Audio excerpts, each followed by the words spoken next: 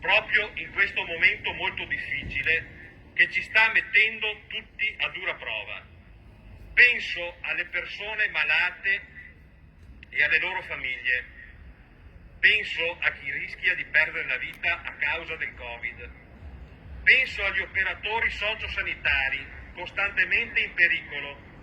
Penso a tutti i lavoratori che, nonostante la pandemia, con il loro impegno ci permettono di vivere la nostra quotidianità.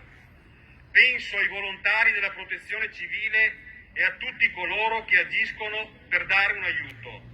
Penso a tutti i cittadini in difficoltà, a chi ha perso il lavoro e chi non sa se riuscirà a ripartire con la propria attività.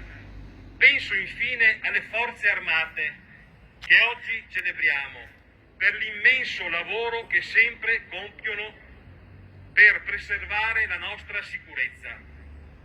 Quest'anno, per la ricorrenza del 4 novembre, i rappresentanti delle forze armate hanno sostenuto lo slogan "Io ci credo". E allora crediamoci anche noi, insieme al futuro, adattiamoci al cambiamento e a questa vita che ci mette alla prova quotidianamente.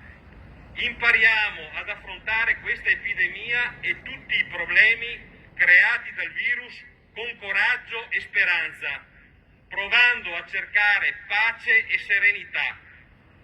E soprattutto non diamoci mai per vinti. Io ci credo che riusciremo insieme ad attraversare questo periodo nero, tutti insieme con forza e senso di solidarietà. Viva l'Italia!